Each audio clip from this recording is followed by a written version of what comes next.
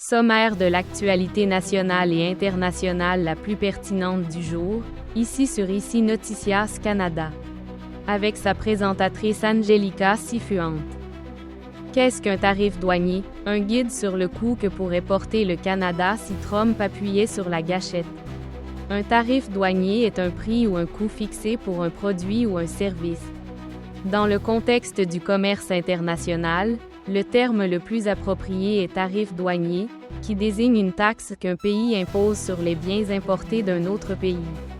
Les tarifs douaniers servent à protéger les industries nationales de la concurrence étrangère, à générer des revenus pour le gouvernement ou à influencer les politiques commerciales d'autres pays.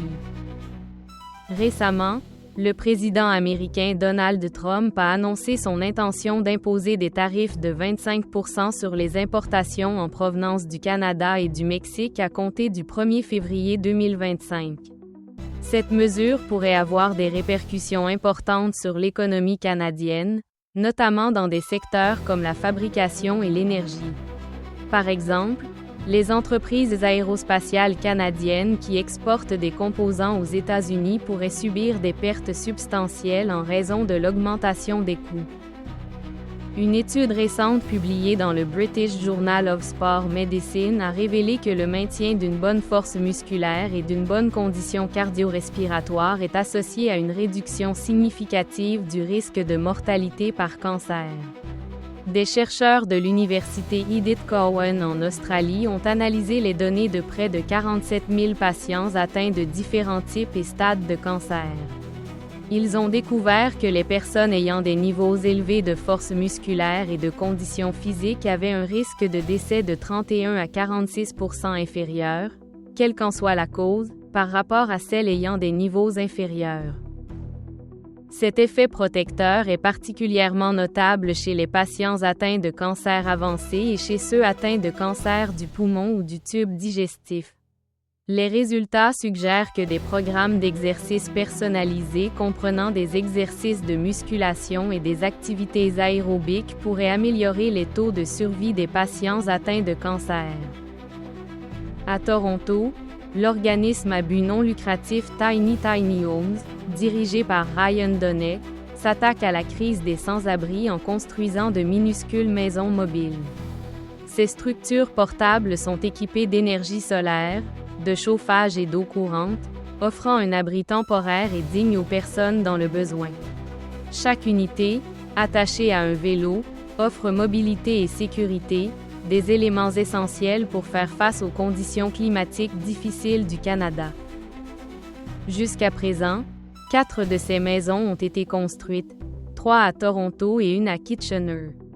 Le projet a commencé avec les fonds propres de Donnay, mais grâce à des campagnes de financement participatif, il a récolté plus de 85 000 $ CA pour les matériaux.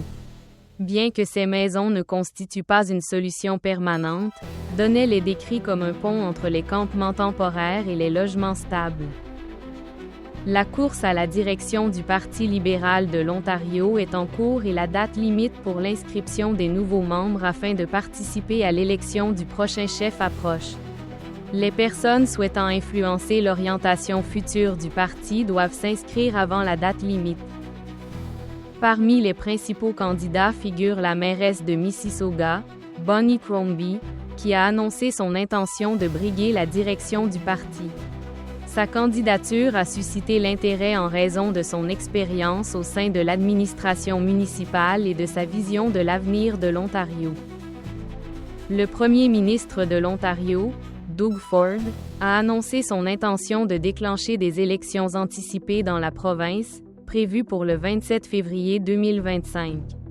Cette décision est due à la menace d'imposer des tarifs de 25% sur les importations canadiennes par le président américain Donald Trump, ce qui pourrait avoir de graves répercussions sur le secteur manufacturier de l'Ontario. M. Ford cherche à obtenir un mandat fort pour relever ces défis économiques et protéger les emplois dans la province. Ford a également proposé de construire un tunnel sous l'autoroute 401, qui s'étendrait de Brampton à Scarborough. Le président américain Donald Trump a déclaré que les Canadiens bénéficieraient d'une « bien meilleure » couverture santé si le Canada devenait le 51e État membre. Il a fait ces remarques lors d'un point de presse en Caroline du Nord.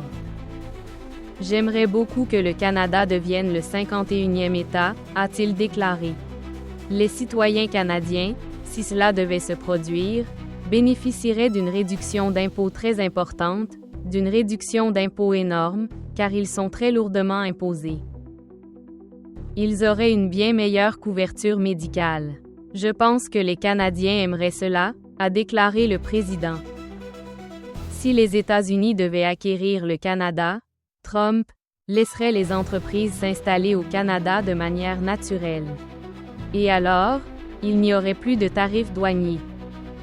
Trump a proposé d'imposer des droits de douane de 25% sur les exportations canadiennes à compter du 1er février. Il a fait ces remarques peu de temps après avoir critiqué les relations commerciales entre les États-Unis et le Canada, comme il le fait régulièrement depuis des semaines, répétant que son pays n'a pas besoin des voitures, du bois et des produits alimentaires du Canada. Abonnez-vous et suivez-nous sur nos plateformes YouTube, TikTok, Instagram et Facebook sous le nom ici Noticias Canada. Pour être toujours informé des nouvelles les plus importantes et des analyses approfondies. Merci de nous avoir choisis comme source d'information de confiance.